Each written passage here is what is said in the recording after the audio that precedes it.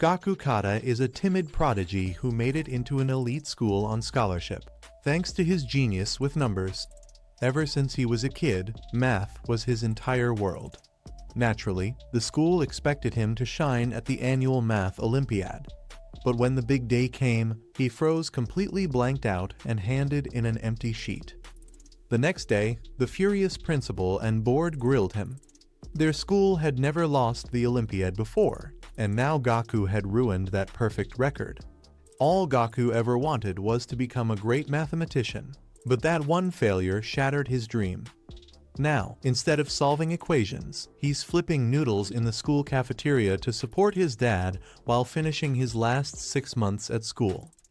His coworker, listens to his sad story. She's surprised she'd heard he was the genius of the school, not some fallen star. O's chasing her own dream of a sports scholarship while working part-time, so she asks Gaku to tutor her nephew. But teaching isn't his thing. Cooking, though, that comes to him as naturally as breathing. One day, while he's cooking, Gaku accidentally splashes ketchup on his face. O freaks out, but he shrugs it off and keeps working. Just then, a hooded stranger wanders in, drawn by the smell of Gaku's cooking. O gets her staff meal, takes one bite, and nearly faints from how good it tastes. The hooded guy insists on trying some too, but when Gaku says it's for staff only, the guy just takes the plate, devours it, pats Gaku on the head like a dog, and walks away as if nothing happened. Later, Gaku is summoned again by the principal, who demands he enter the next Olympiad to redeem himself. But Gaku refuses. He's lost confidence and doesn't want to go through that humiliation again. Furious, the principal slams his desk. On his way out, Gaku bumps into the same hooded guy, now revealed as Kai, a 23-year-old prodigy chef with his own one-star restaurant. Kai is blunt. Gaku has potential but is wasting it. Over Neapolitan noodles, Kai pushes him to stop sulking and start believing in himself again. Then, the hammer drops. Gaku is expelled for refusing the Olympiad, and the school demands he return the scholarship money. His hard-working dad, who dreams of Gaku studying abroad, can't know the truth. The principal mocks him, calling him a disgrace. But Kai isn't done with him. That evening, at a prestigious banquet, Kai forces Gaku into the kitchen to prepare Neapolitan for the school's VIP guests. Nervous and insecure, Gaku almost gives up. But thinking of his father's sacrifices, he pushes forward, adds his own twist to the noodles, and serves them. The guests are stunned. At first, they scoff at such a basic dish, but one bite later, their eyes widen. The flavors are nostalgic, comforting, and explosively delicious. Even the snobby critic who mocked it realizes he's already licked his plate clean. Meanwhile, the principal just sits there, baffled, wondering how on earth this simple boy and his ordinary noodles managed to steal the spotlight. Even though the guests were blown away by the Neapolitan, the principal just smirked to himself. He knew he was only using them, and he planned to ditch them soon enough. Still, after the meal, he politely asked everyone if they enjoyed it. The guests praised the dish, saying they never thought such a simple plate of noodles could move them like that. That's when Kai leaned forward and asked if they could call out the chef who made it. The principal agreed until his face went pale. Out walked Gaku, slowly and calmly. Kai took the chance to brag on his behalf. He explained that Gaku had already pushed Neapolitan noodles to their limit. He broke it down step by step. First sauté the onions until the Maillard reaction kicks in, then toss in bratwurst and bell peppers, and finally stir-fry the pasta with ketchup. But Gaku's real trick: he pushed the pasta to one side of the pan and poured the ketchup directly onto the other. That raised the ketchup's temperature faster, unlocking a richer tomato aroma. The guests gasped. Who knew such a tiny detail could change everything? But Kai wasn't finished. He revealed that whenever Gaku serves Western food, he even heats forks to exactly 45 degrees Celsius, making them perfectly warm to the touch. The guests were stunned. They admitted the forks had felt unusually comfortable and realized how much it boosted their dining experience. Kai kept hyping him up, while Gaku shifted uncomfortably under the spotlight. Gaku admitted he only discovered the trick after eating Kai's soggy Neapolitan, which had been a setup all along. The guests stared at him in disbelief, while the principal drenched in sweat. He realized Gaku was cooking with pure math, and that made him a rare genius. The VIPs instantly wanted to fund the school even more, just for Gaku's sake. The principal had no choice but to bow and thank Gaku, though his twisted expression made it clear he hated every second of it. Later, Kai told Gaku that his mathematical brain was meant for cooking, and if they worked together, they could revolutionize the kitchen. But then Gaku woke up in a cold sweat. It was all just a nightmare. He went downstairs, where his dad was excited about his Tokyo University acceptance. Over breakfast, Gaku tried to calm him down, saying he knew he'd done well on the exams. While watching TV, Gaku's attention shifted to a familiar face Mashi, a math Olympiad prodigy. She bragged about acing her entrance exam, and Gaku remembered their first meeting. She had once asked him a simple math question, but instead of just solving it, she invented her own theory for it. That moment convinced him she was someone special. His dad noticed his son's mixed feelings and hurried off to serve him more food. Gaku thought about how sweet life with his dad was, but also how uncertain his own future felt. Finally, he told his dad he was heading into Tokyo to figure things out. After a long trip, Gaku arrived at Kai's restaurant, where he was greeted by Rona, the sous chef. She recognized him instantly as the Neapolitan genius and offered him wine. Everything in the restaurant, even the glasses and doorknobs, was carefully temperature controlled. She explained that Kai had spoken very highly of him, and she respected him for earning such rare praise. Rona then served him a beautifully plated dish, though she warned him bluntly, "This world isn't for someone like you. You're not ambitious enough to survive fine dining." But Gaku cut her off politely. "Stop talking. Let me taste it first." One bite, and he was transported. He instantly identified crab as the core ingredient and was fascinated by how she'd combined it with pork. Then he did something that shocked her. He grabbed a pen and paper, scribbled math equations, and created a formula for her dish. Every deduction was spot on. Rona smiled, testing him one last time about the crab, and Gaku nailed it. Crab roe. She was floored. At that moment, Kai stepped out, clapped Gaku on the back, and declared him a rookie chef. Rona and her colleague were stunned. Kai had never praised anyone like this. Gaku admitted that he hadn't felt this excited about math since he was a kid, and now cooking gave him a way to use it. He thanked Rona for inspiring him, even if he wasn't sure whether he truly wanted to be a chef. Just then, Congressman Wichai, one of the banquet guests, entered. He had been so impressed by Gaku's Neapolitan that he became a sponsor for the restaurant. Tonight was his family member's birthday, and he requested that Gaku personally cook for them. Kai shot Gaku a deadly serious look. "Don't screw this up." The door opened, and Gaku froze. The guest was none other than Mashi, his old Olympiad rival and Wichai's daughter. She recognized him immediately, shocked to see him here. Her father proudly introduced Gaku as the chef who made the legendary Neapolitan. Gaku panicked, but Kai urged him to own it. Mashi, however, was caught off guard. Cooking with math? Was he abandoning his dream of being a mathematician? Her father assumed she'd be impressed by this mathematical cooking, but she admitted something surprising. Ever since childhood, what fascinated her most wasn't math itself, but Gaku's way of thinking. One day, Musashi finally gathered the courage to approach Gaku and ask him a question. Back then, she was fascinated by the way his mind worked mathematically. He had this playful yet brilliant way of solving problems, and it almost looked like he was having fun doing it. But now, that spark is gone. When they met again after years apart, Musashi felt his mathematical brilliance had dulled into monotony. To her, talking to him any further would only drag down her own intelligence.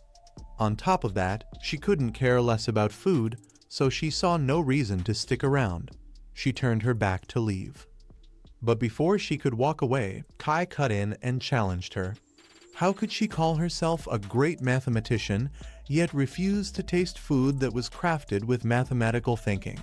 Gaku, realizing Kai was standing up for him, softened his expression. He admitted that her words stung a little, but that was fine.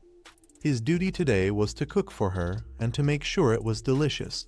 He asked her, just once more, to give his food a chance. After some hesitation, Musashi agreed. She sat with her father while the kitchen prepared her dish. Gaku, however, struggled. The ingredients here were far too luxurious stuff he had never worked with before.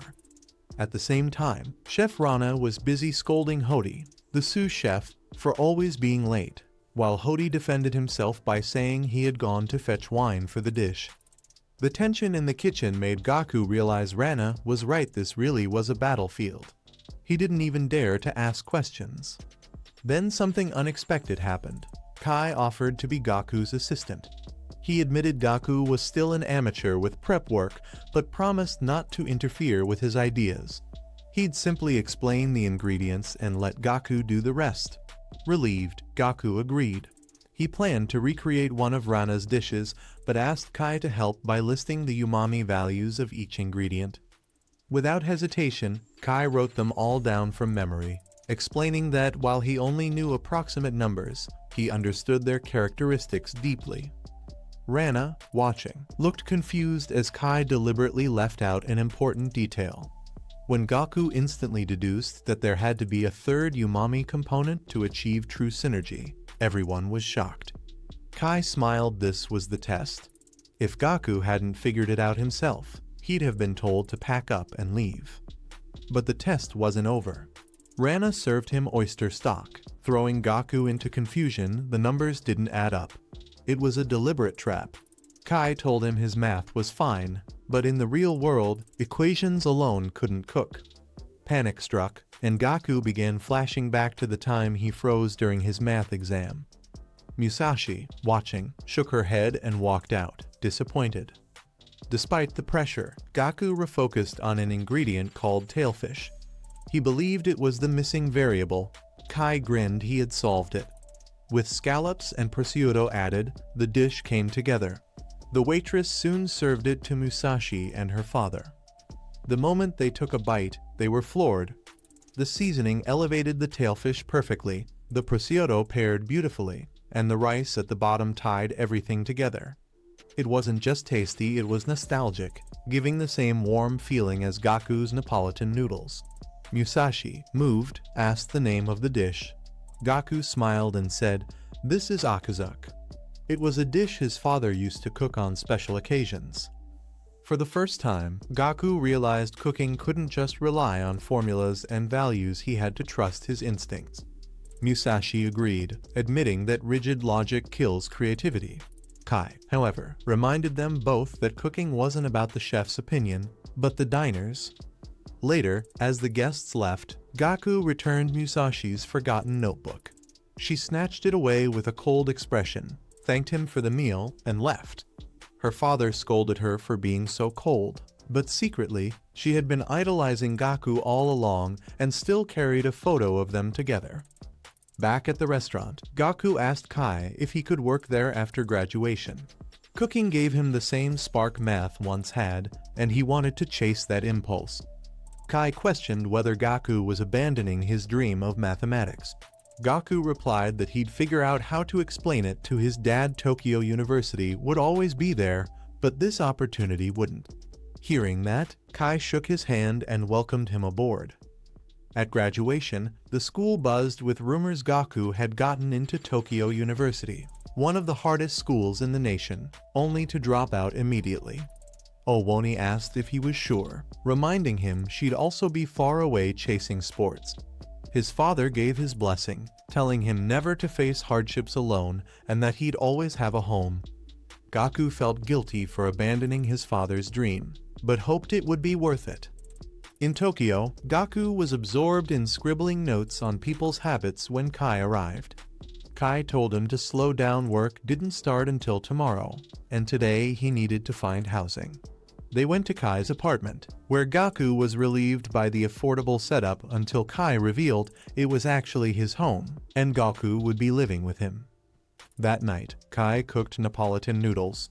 Gaku apologized, saying he should have cooked and at least wanted to handle chores. Kai waved off Gaku's concern. Nana, the maid, had already taken care of it. What mattered was the dish. If Gaku failed, he was useless and fired. The dish was Neapolitan, the one that started everything.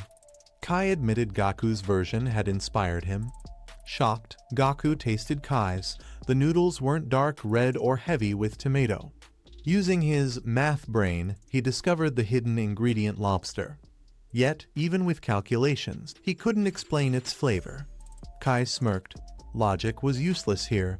That's why he wanted Gaku to open the door of truth through cooking, not formulas. His first test: satisfy every staff member in a week. Fail, and he was done.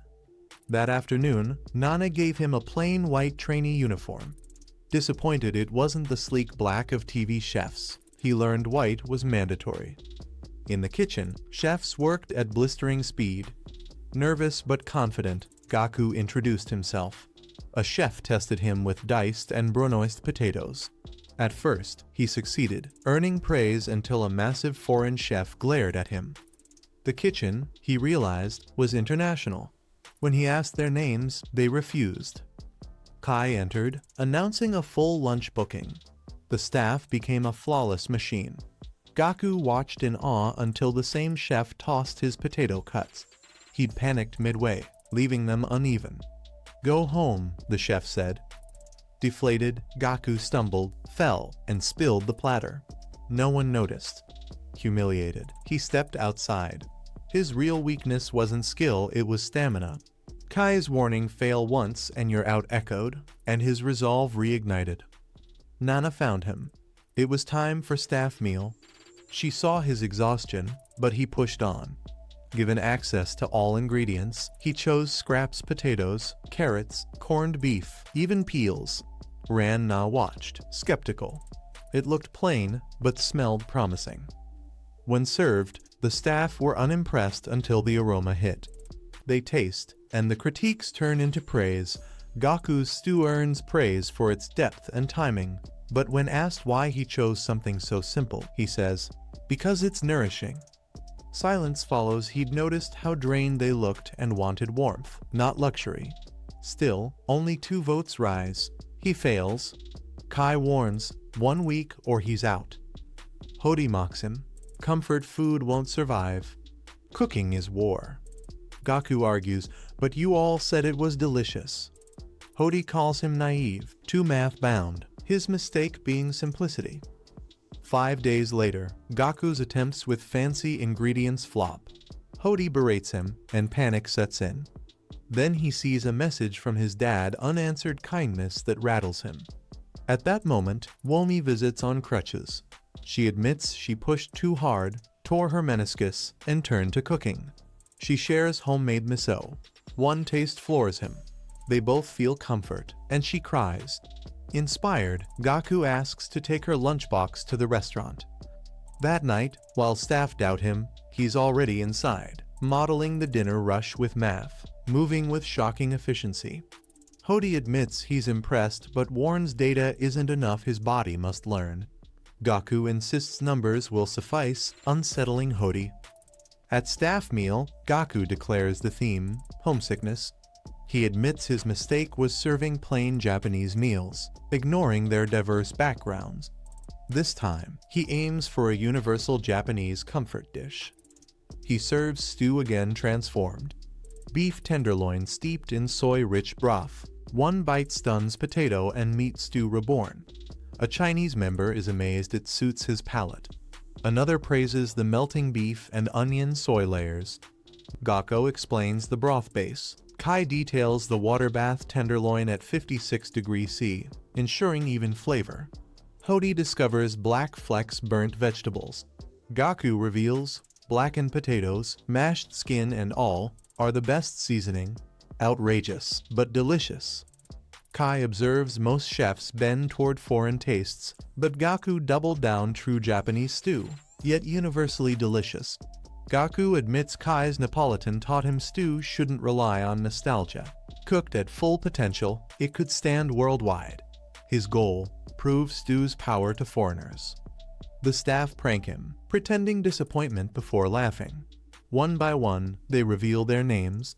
Hody gives Gaku a staff jacket, thanking him for the best stew he's ever had. The others congratulate warmly. Kai, proud, reflects, Gaku has gone beyond math, into anthropology like Chef Yona, a mathematician turned Michelin chef who studied human taste as deeply as numbers. Kai wonders if Gaku has that same potential. The next day, Gaku brings Womi homemade food, thanking her for inspiring him. She suggests eating together in the park. Elsewhere, a strange man in glasses throws darts with mechanical precision, jotting numbers in a notebook, unsettling bar patrons. Later, Gaku proudly tells Womi his omeris even surpassed his stew. Hod praised it. She feels his joy. Meanwhile, Inui asks Gaku to use math to help him woo Rana. Gaku introduces optimal stopping theory, though Inui just hears "there's hope" and hugs him too hard, scolded by Wong. Still, Kai won't let Gaku serve customers, only staff. Gaku feels stuck, like in math. On a call, he admits to Womi he feels useless, then falls asleep mid-sentence. Annoyed, she sighs. He dreams. Kai allows him to serve, but the diner is Musashi, who warns the wrong dish can ruin a life. She demands he serve Heroes, his old math rival who once humiliated him. In the dream, Heroes approaches. Gaku writhes until Kai intervenes. That night, Kai cooks perfected omeris with white truffles and seamless texture. Gaku is stunned. Kai says a true chef must use any ingredient, no matter how costly. Smirking, he teases Gaku about moaning in sleep. Flustered, Gaku admits it was about Heroes.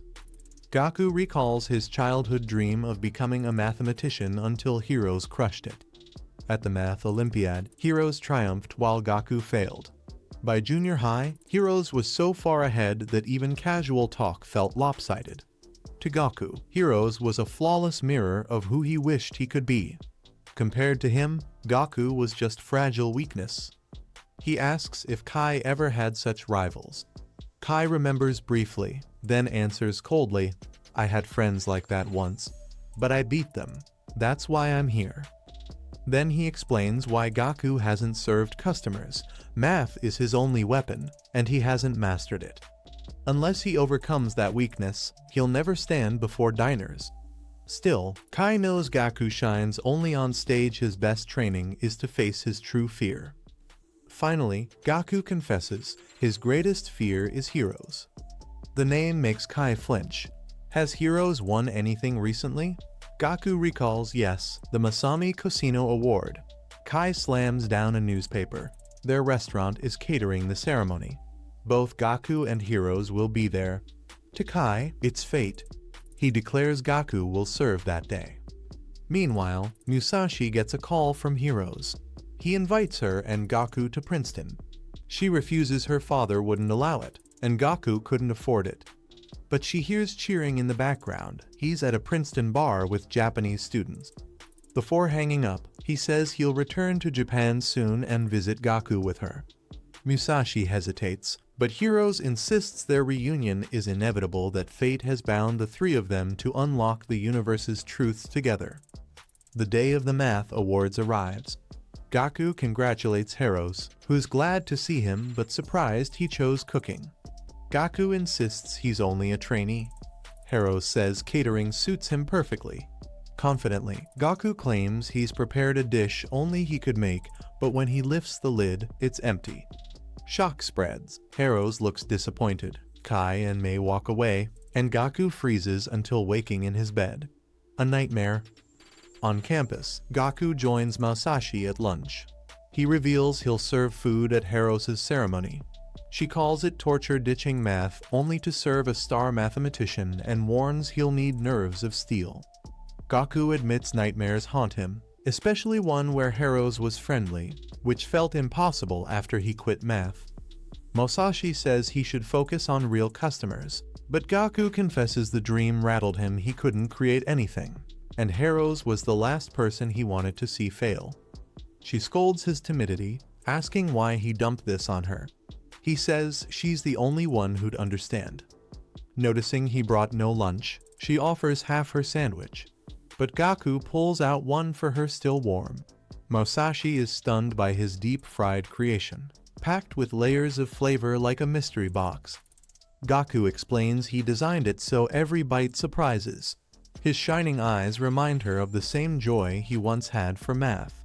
She recalls living in isolation until he showed her math could be fun and shared.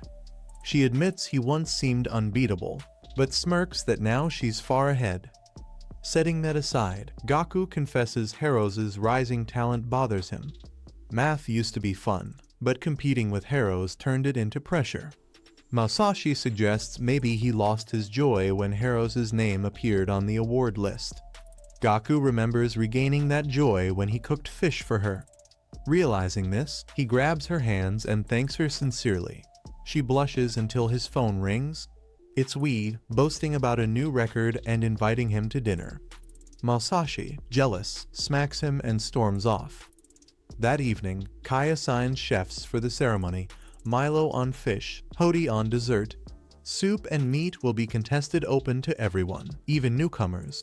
In 3 days, only the winners will handle those categories. Excited, everyone applies. Then Gaku shocks all by declaring he'll enter every category. Hody is stunned, Kai smirks. While others rush to practice, Gaku lingers. Waiters warn he's reckless, only 6 months in yet triple the workload. He admits it but wants to cook as much as possible. On his way out, Inui warns he's gone too far, then proposes a deal. They'll taste each other's dishes to sharpen skills. At Inui's apartment, they cook together. Inui reveals his family runs a top Kyoto restaurant, but he left after clashing with his father's rigid traditions. He dreams of fusing modern techniques with Kyoto classics to break boundaries. Gaku realizes Inui isn't rejecting tradition, he's revolutionizing it. 3 days later, the contest begins. Kai, Hody, and Milo sit in silence, waiting for dishes bold enough to impress. Anuvi proudly presents his dish, confident in his work. Milo and Hody taste it first, and they're blown away, praising his soup as a true reflection of fine Japanese cuisine. Inui's heart soars, thinking this might finally be his chance to win. But then Kai speaks. With his usual bluntness, he dismisses the dish as unworthy. Sure, the soup is tasty, he admits, but its aroma fades the moment the lid is lifted. For a banquet, where presentation and lasting impact matter most, that's unacceptable. A chef who ignores the dining setting is simply arrogant, Kai declares, crushing Inui's 3 sleepless days of effort with a single critique.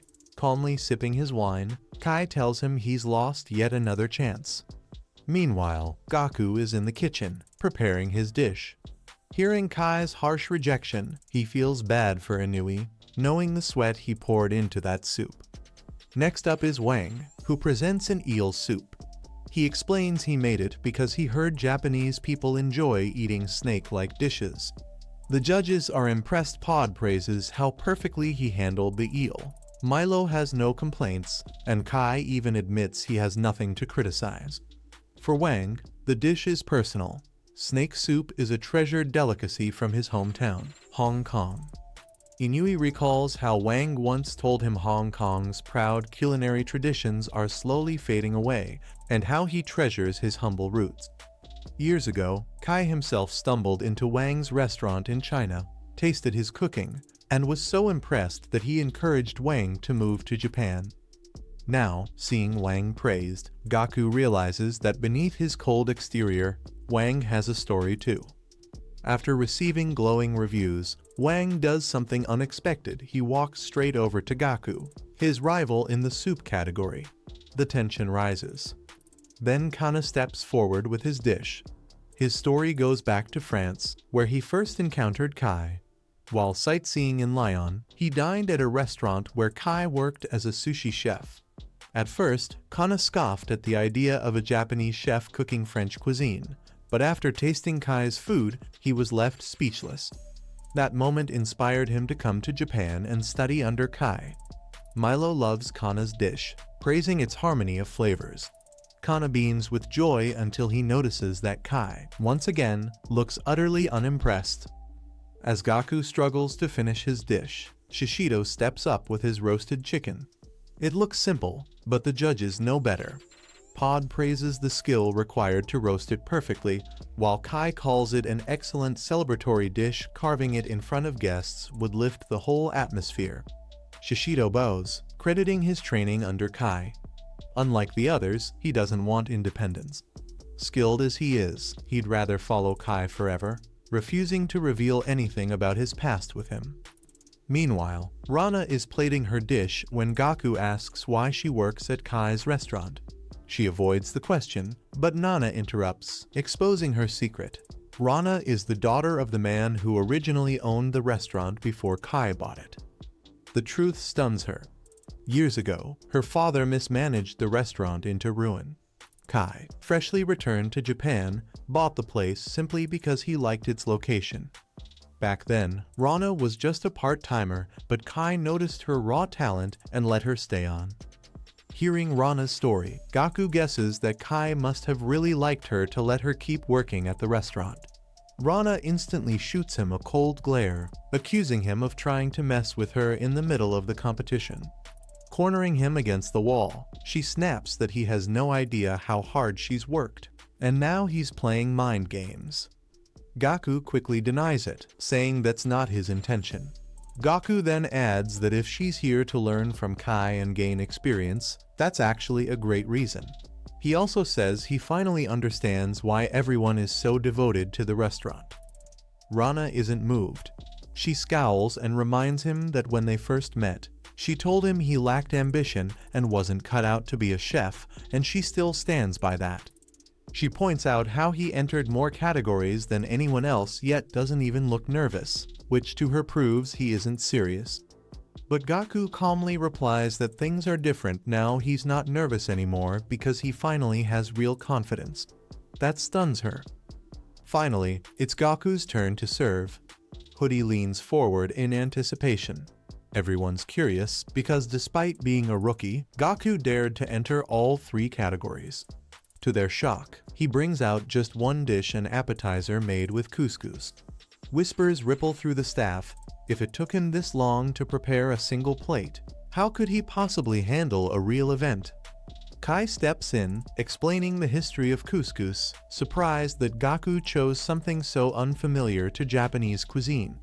Gaku answers that he remembered Kai's advice: never limit yourself, and always use as many ingredients as you can. Despite his slowness, Kai is intrigued and wants to taste it. Hody tries first. His eyes widen delicious, with a refreshing aroma. Milo and Kai agree, saying the flavor exceeded expectations. Gaku explains his process in detail, shocking the judges. Still, they worry it's too light to win since it lacks a strong impact. Just as Kai is about to give his verdict, Gaku signals N to bring out a pot. When the lid is lifted, a sweet aroma floods the room. Gaku explains that he intentionally waited until the judges had eaten 2/3 of their appetizer.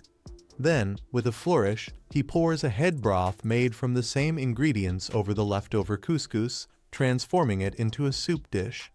The room gasps. Earlier, Inui had criticized him for being plain. That stung him into creating something only he could pull off. When the judges taste it, they're stunned again. The soup is even better than the appetizer. Kai praises not just the flavor, but also the presentation, awarding extra points for pouring the broth in front of guests. Inspired by Shishido's focus on entertaining diners, Gaku decided to add his own playful twist. Now Hody realizes why Gaku took so long. He wasn't just slow, he was crafting 2 dishes in one. Milo notices one last tray and asks about it. Gaku reveals hot pork cutlets, perfectly cooked. The judges dig in and once again have no complaints. Impressed, they admit Gaku did an outstanding job. Gaku explains his inspiration came from Musashi, who once told him that a meal should feel like a mystery box, you never know what's coming next. That thought drove his performance today, and the smiles around the room say it all, he nailed it. Kai gives his final verdict, Goku did excellent work. Just then, Rana walks in with her appetizer and asks the judges to try it. The next day, Milo gathers everyone to announce the winners. Musashi sits hunched over her desk, completely absorbed in a math problem that refuses to make sense. Her phone suddenly rings Hiro's. Rolling her eyes, she assumes he's calling just to brag again. She snaps that she's busy and moves to hang up. But before she can, Hiro's blurts out that Gaku is now working as a chef. Shocked, Musashi steadies her phone, realizing it's a video call. She quickly tries to explain Gaku's reasons, worried Hiro's might twist them. But instead, Hiro's beams and says he gets it perfectly. Cooking is math in action. According to him, Gaku is destined to be his assistant. Musashi jumps to defend Gaku, but Hiro's bulldozes over her words, promising to see them both by the end of the year. His smug tone makes her skin crawl. Summoning her courage, she declares she'd never be his assistant, only for Hiro's to casually propose marriage. He argues that since their lives revolve around math, tying the knot is simply logical. Musashi is floored. To Hiro's, kindness is just another equation, impossible to decipher. She squats down, overwhelmed. Then, as if to rub salt in the wound, Hiro's flashes his notebook on screen, showing that he's already solved the very equation she was struggling with. He ends the call, leaving Musashi stunned and breathless. She realizes the only way Gaku can prove himself is by serving a dish so brilliant it even impresses Hiro's at the award ceremony. Meanwhile, in the kitchen, the competition results are revealed. Gaku's heart sinks when his name is missing from the winners' board. Ran Na and Wang Kai celebrate instead. After pouring everything into his 3 dishes, he feels crushed. But before despair swallows him whole, Kai writes Gaku's name under the dessert category. Gaku is furious desserts aren't his thing. He storms into his room, ignoring Kai's calls. Kai patiently explains through the door the basics of pastry work, like scooping ice cream evenly. Finally, Gaku explodes, confronting Kai directly. He accuses him of breaking promises and shoving him into desserts despite all his hard work. At that moment, Milo dramatically drops in literally from the rooftop, siding with Gaku. He admits he admires him deeply but says everyone pushes him hard because they know he's capable of greatness. Gaku, frustrated, demands to know why his clever 3-course idea was rejected. Milo answers bluntly, because anyone could have made it. Kai steps in, explaining that Gaku has something no one else does: mathematics as a weapon. But his recent cooking abandoned that.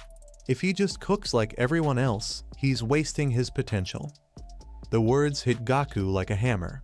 Knees buckling, he asks why, if they value him so much, they stuck him with desserts. With no clear answer, he bolts out, devastated. Later that night, he sits alone in a diner, ready to quit and go home. He remembers his dad's words that it's okay to return if things get too heavy. Pulling out his phone to buy a ticket, he notices a flood of unread messages from Romy, guilt stabbing him. But just as he's about to call his dad, a new message pops up from his father. Heroes has reached out, saying he's excited to taste Gaku's cooking and has something important to show him. Gaku's heart pounds. How does Heroes even know he's a chef? Fear and pressure crash over him. Just then, a waitress strolls over to Gaku, noticing how restless he looks. She asks if he's okay, then sets down a slice of strawberry shortcake in front of him. Gaku blinks in confusion. He never ordered it. The waitress chuckles and explains that anyone who orders hot tea gets the cake of the day for free. With that, she tells him to enjoy and walks away. Only then does Gaku notice he's not in a diner at all, he's in a cafe.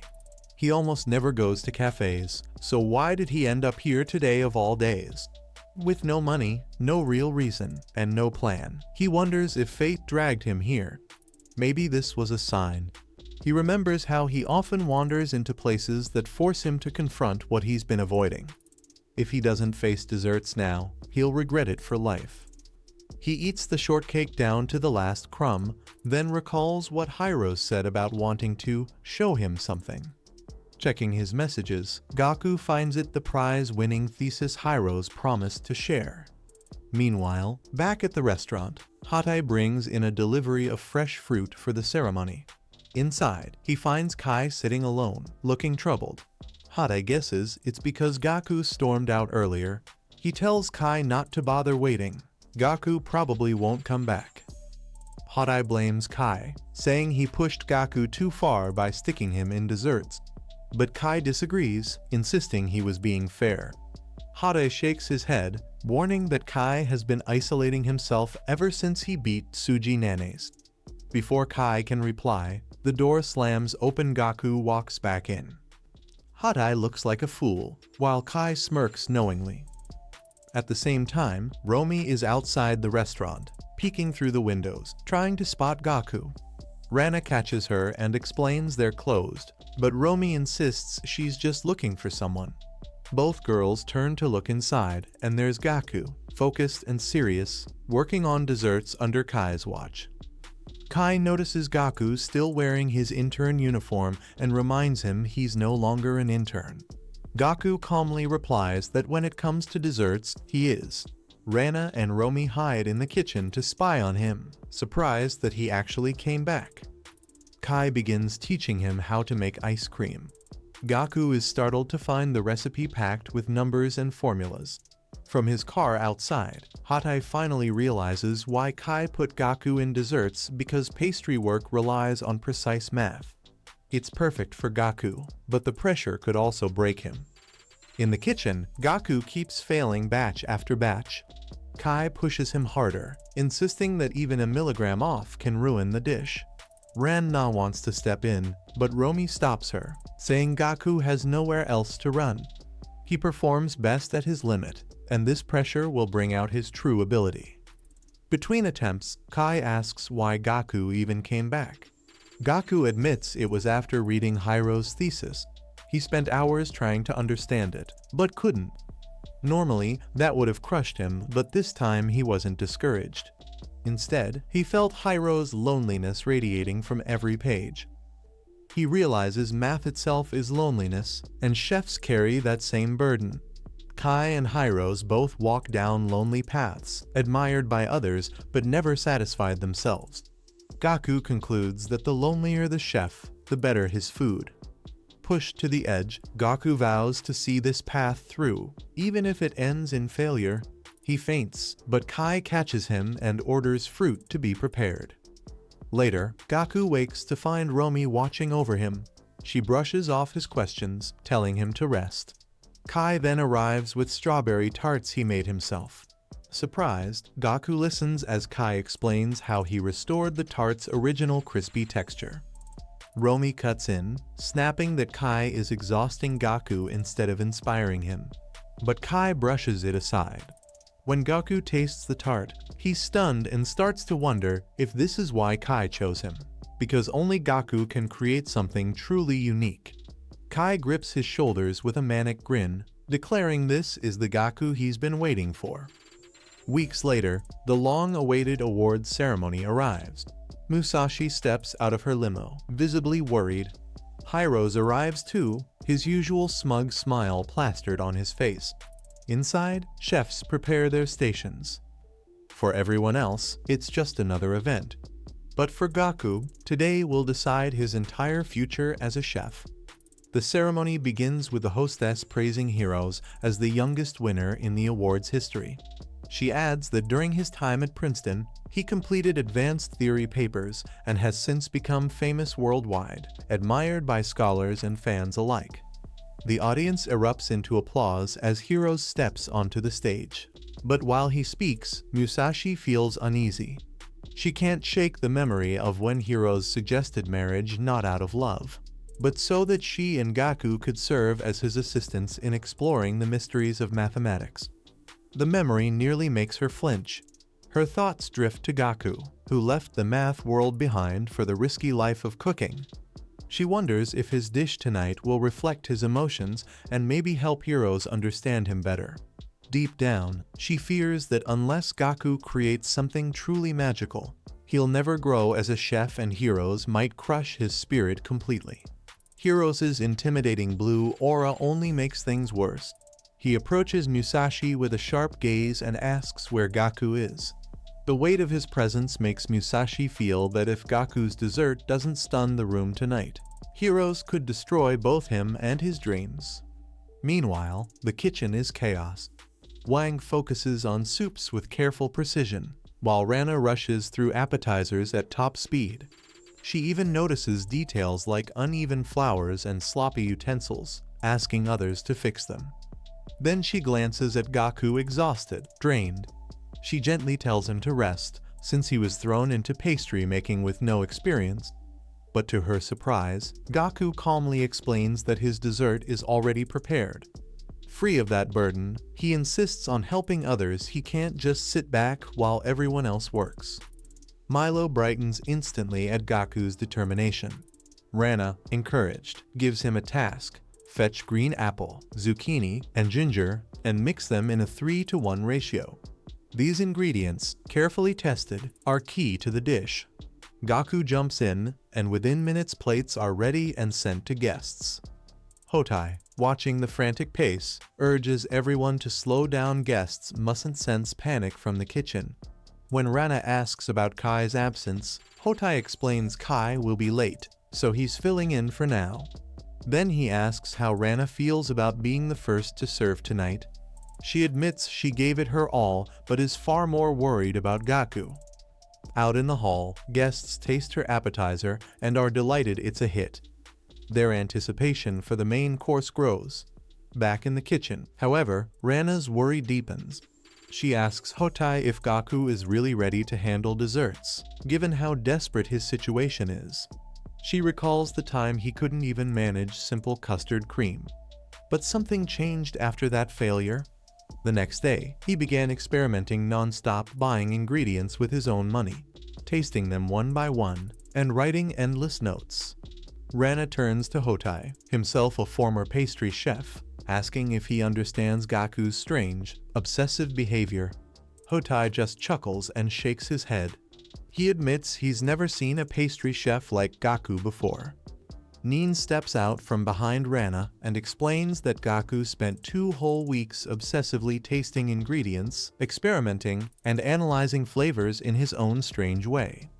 Then, out of nowhere, he announced he wanted to go back to his hometown in Yamanashi for 3 days, calling it a little escape from reality. Inui wasn't thrilled. He reminded Gaku that feeding 50 people dessert was no joke, and every day mattered. Hotai, however, put a hand on Gaku's shoulder and said he'd like to tag along, curious to see what Gaku was up to. So off they went to Yamanashi, with Yuomi joining too. Back in the kitchen, Milo pestered Hotai for details about the trip, worried about Enzo, but Rana snapped at him, reminding him and Kai that they were the ones who pressured Gaku into this mess. Just then, Wang proudly announced his eel soup was ready, cutting the chatter short. The guests were waiting, and the ceremony had to stay on track. Still, Rana couldn't shake her curiosity. Why had Gaku suddenly dashed back home? Was he really chasing inspiration? In Yamanashi, Hotai grew annoyed watching Gaku wander aimlessly, while Yuomi wondered if he was just taking a break from the kitchen chaos. Hotai reassured her sometimes chefs need to change their surroundings to see things differently. That's how he found inspiration back when he was a pastry chef. Desserts, he explained, demand both precision and creativity. Maybe Gaku's wandering was his way of thinking. Yuomi realized Gaku seemed different now, more focused, less weighed down by fear. Hotai agreed, noting that Gaku had even become a little mysterious. Yuomi admitted she followed him out of worry, and seeing his change moved her deeply. Then Gaku's cheerful dad showed up, delighted to see his son back and shocked that Gaku had actually brought friends to admire nature. He joked that Gaku was nothing like him, reserved and thoughtful instead of outgoing. spotting Uomi. He even asked if she was the girl from the math Olympiad. He rarely heard Gaku talk about girls, so he remembered every name. Then, turning serious, he admitted Tokyo was the only place where Gaku could truly be himself. At that moment, Gaku called out to Hotai he had found his final ingredient. Everyone froze as Gaku calmly ate flower petals from the botanical garden. Uomi was horrified, but Gaku insisted this was the key to creating a dessert only he could make. Back at the banquet, things were going smoothly. Guests loved every dish, and Kai praised everyone's work, though he pointed out that Heroes was stealing the show with how much he was enjoying the food. When Gaku finally stepped forward, Kai offered to help him execute his ambitious plan. Gaku pulled out a detailed blueprint of his dessert, shocking everyone with his bold creativity. The others offered to help, but Gaku insisted that Kai alone was enough. The two worked side by side, moving in perfect sync. Watching from afar, Hotai was stunned. Gaku looked nothing like a beginner now. He was calm, precise, and completely in control. At the guest tables, the chairman remarked that Heroes deserved the award, but admitted the food itself was the real star of the day. Musashi, meanwhile, sat in nervous suspense, her heart racing over Gaku's dessert. Then Gaku appeared, calm and collected, as Heroes practically leapt up in excitement. Hotai, watching from the screen, realized Gaku had become eerily like Heroes himself, the one man Hotai once feared. Gaku congratulated the winners and presented his dish with quiet confidence. Musashi's anxiety spiked as the tension peaked. Finally, Heroes looked down at the dessert, his eyes widening in shock. Whatever Gaku had created, it had completely caught him off guard, and he couldn't wait to taste it.